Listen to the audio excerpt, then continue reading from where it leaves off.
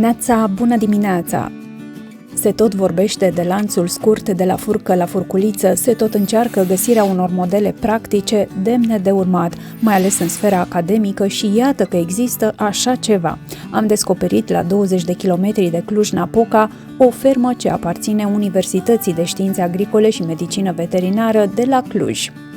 Ferma Cojocna este un model de fermă pe care și l-ar dori în apropiere orice oraș, pentru că aici, din creșterea vacilor și a oilor, se realizează o întreagă gamă de produse lactate, ouă, uleiuri, chiar și mezeluri, ce ajung să fie livrate rapid în magazinele centrului universitar.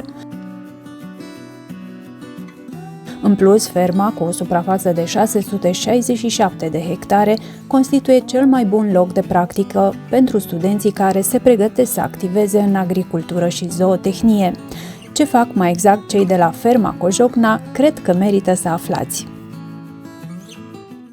Am ajuns la Cojocna, suntem la stațiunea didactică Ferma Cojocna. Alături de mine, Doru Pop, vorbim despre un model de afacere integrată, deși această fermă, această stațiune didactică, practic, aparține USAMV-ului. Deci este un model de afacere integrată pentru că vorbim de producție, procesare și valorificare prin magazinele universității. Așadar, tinerii studenții care vin să facă practică aici, da, pot vedea tot ce se întâmplă pe circuitul ăsta de la furcă la furculiță. Corect.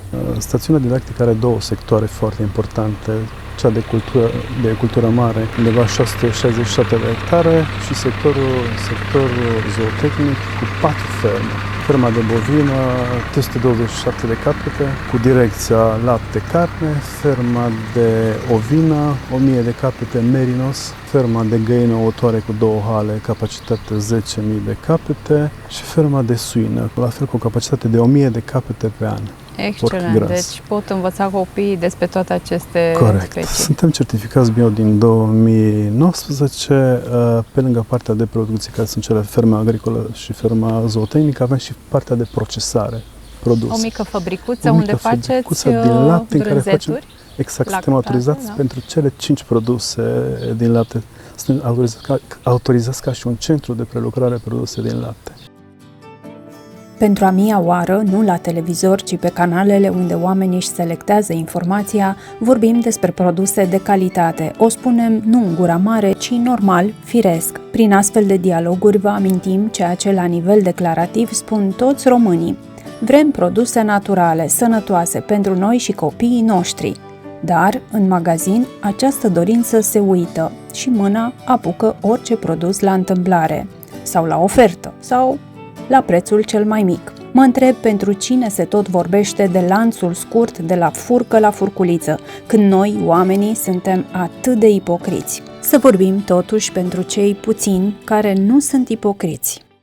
Aveți produse ecologice, ferma este organică, ecologică și atunci toate produsele pe care le scoateți pe piață sunt cu această certificare, 100% bio. Ce produse aveți? Avem lapte pasteurizat, lapte integral pasteurizat, Sana.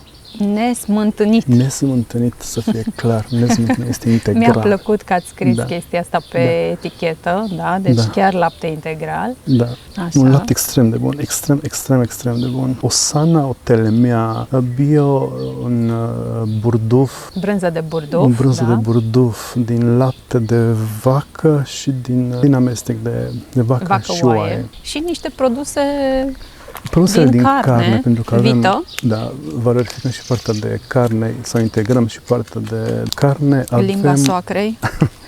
De ce l-ați numit așa? Este picant? Este picant. Este picant. Este un mușchiuleț? Sau? Un mușchiuleț de vită, da. Condimentat. Clar. Așa, și acolo ce mai sunt? Cele două produse? O ruladă și? O ruladă și un cotlet. Un cotlet haiducesc. Foarte bun, din porc. Da, la bovine, pe partea de lapte, cam ce producție de lapte obțineți? Pentru că spuneați că aveți doar vreo 80 de capete la mulți. Avem 88 de capete la mulți, pentru că avem sincronizări să dorim un lapte scump. Și laptele scump e produs iarna. Clar, și atunci am sincronizat văcuțele să ne fete undeva din septembrie. Ca să valorificați mai bine. Ca să valorificăm mai bine laptele. Dar lapte așa ca atare ca proaspăt nu vindeți, nu? Pentru că procesați întreaga cantitate. O parte din lapte îl procesăm, pentru că prin magazinele noastre nu putem să vindem decât 30% din cantitate. Din producție, da. De ce? Producem destul de mult, undeva la aproape 2000 de litri de lapte pe zi. Capacitatea magazinelor nu depășește undeva la 600 de litri de lapte pe zi ca și vânzare, deși noi facem celelalte produse, dar tot nu reușim să vindem toate produsele. Și nu ați încercat să valorificați și în alte magazine produsele? Ba da. Pentru asta suntem destul de dezamăgiți, pentru că am încercat în magazinele Home Garden, în Marie Flor, vinem destul de puțin. Sunt două magazine locale? Sunt două magazine sau? Care sunt locale. Așa, și nu există interes pentru produsele astea? Din păcate nu. Am intrat destul de recent pe piață, sigur că nu suntem o marcă consacrată, cum este Napolact. Nu sunteți o marcă promovată. Și promovată, da. Da, oamenii într-adevăr nu știu. Și atunci sunt reticenți. Plus termenul de valabilitate la lapte, pentru că un aliment viu, termenul de valabilitate e undeva la 7 zile. Și asta îi încurcă pe comercianți, faptul că nu pot ține produsele prea mult la raft și se deteriorează și trebuie să și le asume sau să vi le returneze sau ceva se întâmplă. Corect. Am mers pe un lapte viu pentru că vrem să fie un aliment de calitate. Categoric, normal. Asta își dorește toată lumea, cel puțin teoretic, așa, la nivel declarativ, toți spunem că vrem să mâncăm sănătos. Dar nu se întâmplă asta. Ce se întâmplă în magazin? Zici că ne cade vălul pe ochi, totul se tulbură și uităm ce ne-am propus, ce ne-am dorit. Dacă îl vedeți, cumpărăm din import. Din laptele procesate de noi, laptele pasteurizat, acel lapte se prinde se face iaurt după 7 zile, după ce este termenul de valabilitate. Reacționează ca și laptele de pe vremuri, exact. Cum asta era spun, pe vremuri. Ai cumpărat lapte, dacă nu l-ai fiert imediat, s-a prins. Corect. S-a brânzit. Laptele nu îi se întâmplă nimic rău. Doar corect. Cel unde avem 21 de zile termen de valabilitate, se amărăște. Cum poate fi acel lapte, un lapte viu, un lapte bun? Aceste produse ajung în inima orașului Cluj-Napoca, sunt la îndemână pentru oricine. Au toate calitățile unui produs premium sănătos, pe care ți-l dorești să-l oferi copilului tău. Și totuși, vânzările sunt puține. Ce e de spus, Doru, consumatorilor? Ce trebuie să le spunem? Că eu am impresia că trebuie să-i trezim pe unii dintre noi. Trebuie să le spunem să consume produse locale. Neapărat să consume produse locale, pentru că e păcat. E păcat, mare păcat. Uite, dacă magazinele din localitate nu cumpără produse de la voi, ar fi potrivit să-i îndemnăm pe oameni să vină chiar aici la fermă? Ar putea cumpăra direct de la voi? Că poate și costurile sunt mai mici și atunci reușiți să oferiți un preț mult mai rezonabil decât în magazin. Absolut. Unde se pune adaos comercial și așa mai departe. Îi chiar rugăm să vină. Da? Îi chiar suntem foarte extrem de deschiși. Da? Măcar cei de aici, din împrejurimi, ar putea să vină să cumpere astfel de produse. Am văzut că aveți și ulei de floarea soarelui presat la rece, extra virgin. Este obținut tot din producția voastră? E obținut din producția noastră, din floarea soarelui a noastră. Aveți presă? Nu am presă, din păcate. Următorul proiect al nostru va fi o stație de procesare a floarea soarelui.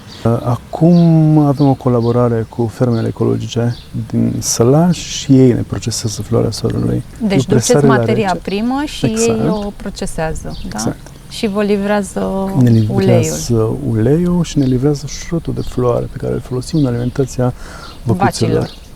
Excelent, totul se întoarce și se valorifică integral aici.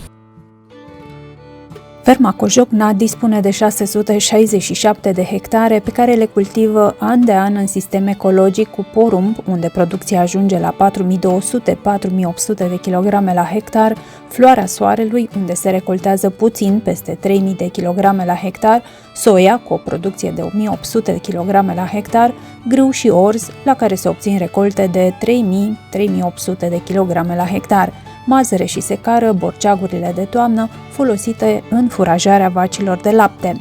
Ferma zootehnică înseamnă vacile de lapte, pentru care specialiștii au ales rasa Montbéliard și bălțată românească, și vacile de carne, unde există un mic nucleu de Charolais, câteva capete de Galloway, câteva de Highland și Limousin aduse experimental.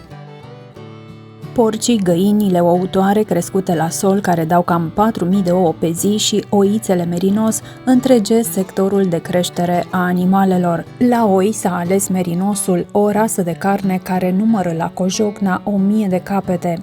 Așezați pe categorii de vârstă, berbecuții stau la îngrășat cu furaje la discreție pentru a lua în greutate între 230 și 250 de grame pe zi.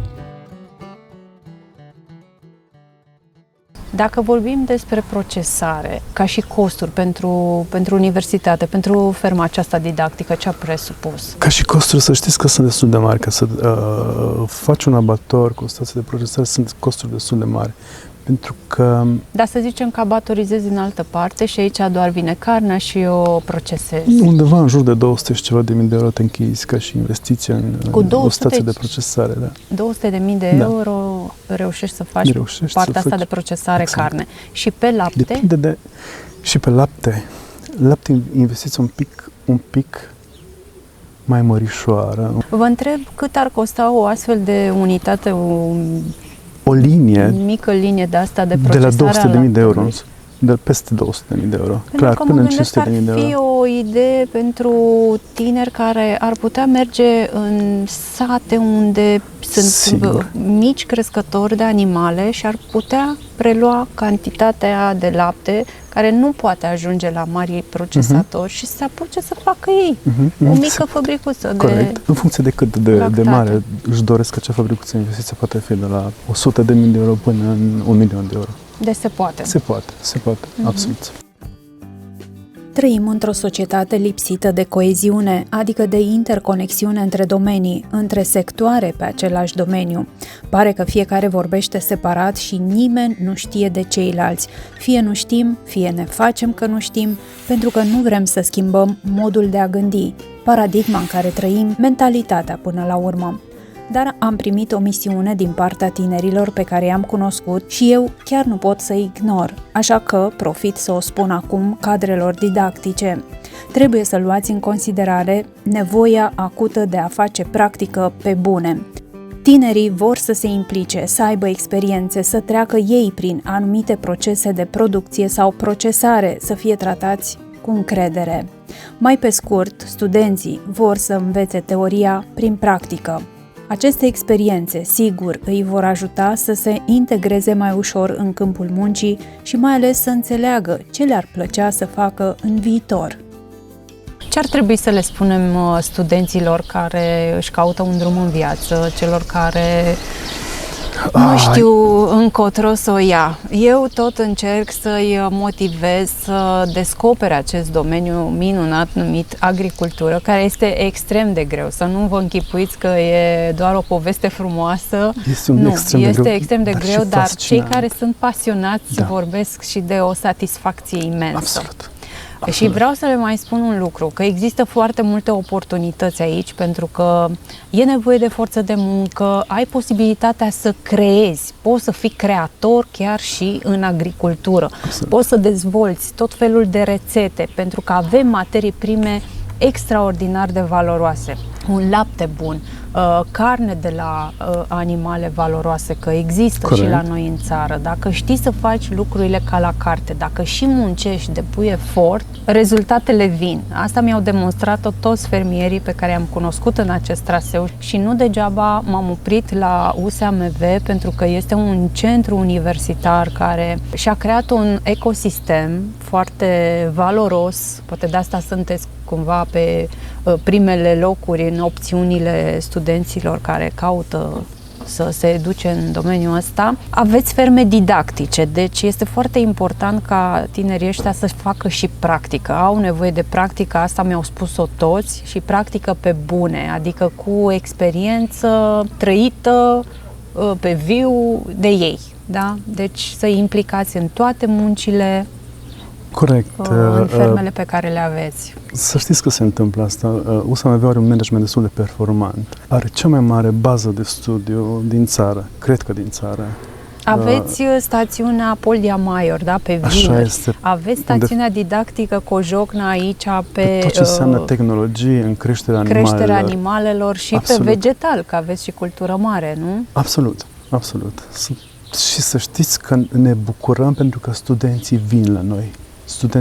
Avem o practică de inițiere de o săptămână a celor din anul întâi. Vin, fac O practică... singură săptămână pe O singură săptămână pe an. Nu, lăsați-mă, mă Pe grupe, supărați. vorbesc pe grupe, pentru că noi tot timpul anului... E ca și când cu o floare vrem să facem primăvară. E puțin, pot să se întoarcă vara. N-ar fi potrivit să fie o zi pe săptămână? Practică? Da. Ar fi ideal. Singura problemă pe care o întâmpină distanța puțin mare și atunci...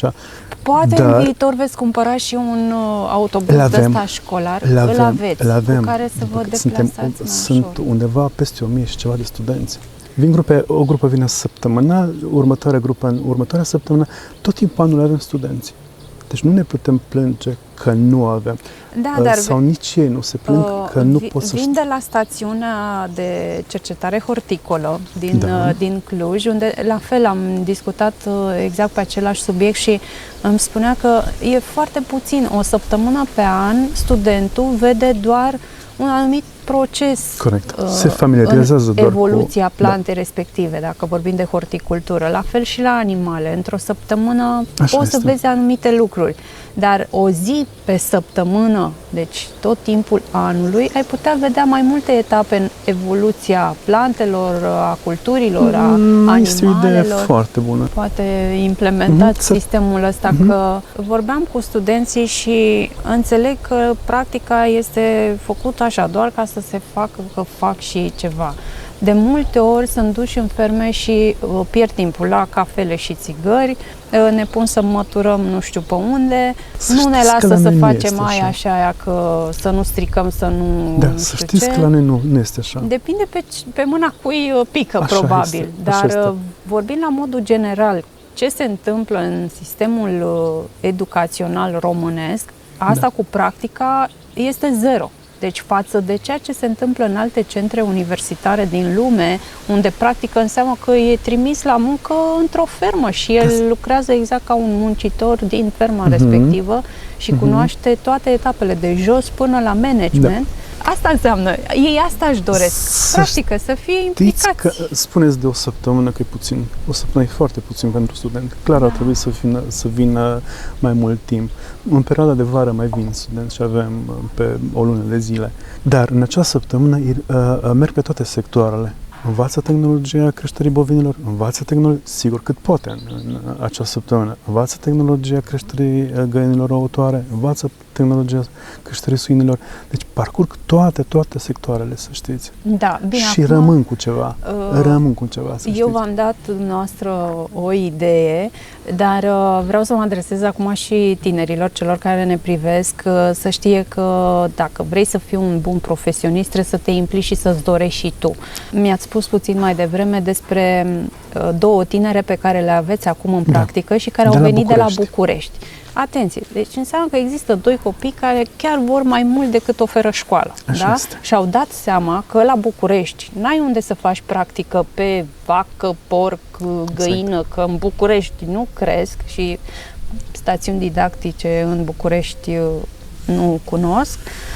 Și atunci au nevoie de susținerea asta practică într-un centru universitar unde chiar se poate. E mare lucru. E mare lucru că există astfel de ferme. Este grozav că managementul universității s-a gândit să aducă aproape astfel de unități. Face cunoștință cu două studente venite din București. Da? Cum vă cheamă? Diana și Daria. Cum v-ați gândit voi să veniți de la București, doar voi două, la Cluj, la ferma asta didactică? Sincer, din vorbă în vorbă, am auzit numai lucruri bune despre ferma de la Cluj și pur și simplu am bătut la ușă și am venit. În ce an sunteți? În 4. Terminăm. 405. 405. Bun, și până în anul 4 nu ați făcut deloc practică la București? Am făcut doar că, da, pe alt tip de animale, pe alte specii. Pe câini și pisici, ce să faceți la București? Da. Nu? Câini, pisici, Special. cai. Cai. Da. Și cai. Bun, și ați vrut să vedeți ce înseamnă să fii veterinar și pe alte specii de animale. Exact, Sau? să descoperim, da, toate laturile de meseriei. Așa, de câte zile sunteți aici? Cam o săptămână, da, cam așa. Da. Ce ați experimentat? Până acum? De toate. Hai, povestește-ne un pic. Am fost pe fiecare sector, la vaci, porci, căi. La vaci ce ați făcut? Culmea că am făcut control de gestație, nu ne așteptam. Da? De ce nu v-ați așteptat la asta? Nu știu, că nu știam pe momentul și da. A fost interesant? Da. Ce presupune controlul gestației? Bagi mâna în vacă. Efectiv, da. Da. Bagi Da, mâna în asta vacă e, trebuie să spunem chestiile astea. și Așa. da, depinde. Trebuie să-ți dai seama dacă are vițeluși sau nu. Da. Da. Chiar a fost interesant Noi am să simțit un simțim, mișca. da. Da? A fost emoționant, Da. adică n-am mai simțit așa. Super, super. Așa, ați mai fost la Purcei. Ce s-a întâmplat la Purcei? La Purcei am făcut castrări. Ați participat? Adică chiar voi ați făcut sau ați bine. asistat? Nu, inițial am asistat până ne-am făcut curaj și după și ucizat. Cu ajutor. Cu ajutor, da. Și A fost ajutor. prima oară pentru voi? Da, cam tot ce facem aici e prima dată. Bun, și până să dăm drumul la camere să povestim, spuneai că după o gardă la București sau, mă rog, după o vizită într-un spital de ăsta de câini și pisici, pleci super stresat și aici ai plecat după program cu zâmbetul pe buze și liniștit așa, relaxat. Da. De ce? Care este diferența? Cred că până și de faptul că sunt animale pașnice și îți transmit așa o energie liniștită, da, până și chestia asta. Animalele mici sunt mai complicate, mai agresive, mai speriate, mai... Ce faceți voi după ce terminați facultatea? Anul viitor, pe vremea asta, unde vă vedeți? Rămâneți la București? Vă căutați o fermă? Ce să faceți? Încă nu știm, încă explorăm. Da, De-aia am descoperim, venit la de-aia am și fermă, venit asta da, la scop. descoperim. Vă căutați drumul. Numele meu este și Diana Elena, sunt absolventa Facultății de Știința și Tehnologia Alimentelor, mai exact specializarea controlul și expertiza produselor alimentare. Am absolvit anul trecut, iar din luna noiembrie activez în unitatea noastră ca și inginer în industria alimentară. Numele meu este Naciu Xenia, am absolvit anul trecut la USAMV, Facultatea de Știința și Tehnologia Alimentelor, specializarea controlul și expertiza produselor alimentare, iar din luna decembrie activez în cadrul unității noastre în funcția de inginer în industria alimentară. Cum e să faci parte dintr-o stațiune didactică? Vă revedeți cu studenții, vin aici în practică, mai interacționați cu ei, Da, le ne face ajutați? plăcere să vedem studenți cu care și noi am fost colegi, care vin în vizită și de la master și chiar noi să le prezentăm ce avem în unitate și să le arătăm un pic, să le deschidem orizonturile spre viitor. Super. Crezi că agricultura e un domeniu de viitor? Da. De ce? Pentru că este un domeniu vast în care poți să te dezvolți atât din punct de vedere profesional, cât și din punct de vedere personal, pentru cei care sunt iubitori de animale și de agricultură. În ce sector al agriculturii crezi că există mai multe oportunități în momentul acesta? Din punctul meu de vedere, peste tot sunt oportunități, doar că noi trebuie să profităm de ele. De hrană avem nevoie tot timpul, vom avea tot timpul nevoie, așa că noi îndrumăm și îndemnăm pe toată lumea să se alăture nouă. Este nevoie de personal atât în unitățile de procesare cât și în fermele din România, mai exact. Și sperăm ca tinerii să se implice din ce în ce mai mult în agricultură. Deci avem două mesaje, și pentru consumatori, dar și pentru studenți, că există astfel de ferme didactice și care reușesc să valorifice materia primă de cea mai bună calitate în astfel de produse ecologice. Ce le spuneți tinerilor despre acest domeniu, despre agricultură? Poate chiar copiilor care încă n-au ajuns la un liceu, care n-au ajuns încă la o facultate. Ce-ar putea oferi în viitor agricultura copiilor? e atât de frumoasă, să vezi planta cum crește, să vezi cum se dezvoltă, să vezi cum face acel fruct sau sămânță. Extraordinar, un domeniu atât de fascinant, fantastic. Și un domeniu extrem de tehnologizat în același timp, mai nou. Așa este. Noi fiind la cultura bio, folosim părșitoare cu cameră. Deci este altceva. Tehnologia a evoluat fantastic. Ce înseamnă să faci produse ecologice? Aș vrea să vorbiți așa pe înțelesul tuturor, chiar și a consumatorului simplu, fără educație în domeniul ăsta agricol. Aș vrea să le dăm încredere că produsele românești, pe care chiar scrie 100% ecologic, sunt ecologice. Sunt ecologice, sunt cu gust, pentru că nu se folosesc niciun fel de fertilizanți decât acel gunoi de grajd. Nu se folosesc niciun pic de fertilizant chimic, nu se folosesc pesticide, insecticide, absolut nimic. Deci le recomandăm consumul de produs bio. E cel mai bun aliment. În final, aș vrea să-mi spuneți cum se vede România de aici, de la această fermă didactică din Cojocna. Peisajul este super venind încoace. E un colț de rai, să știți, la noi. Mi-a plăcut foarte mult. Zootehnia, agricultura se vede foarte bine de la noi, să știți. Foarte. Și încurajăm tinerii să se întoarcă la agricultură, pentru că acela poate să fie un viitor bun. Și poți să aibă un viitor bun din agricultură, creșterea animalelor. Super!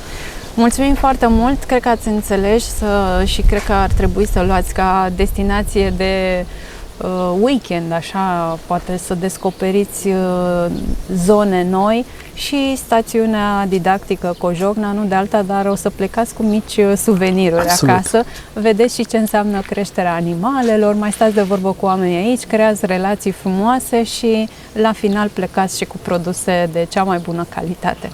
Mulțumim și pe data viitoare! Mulțumim! Mulțumim!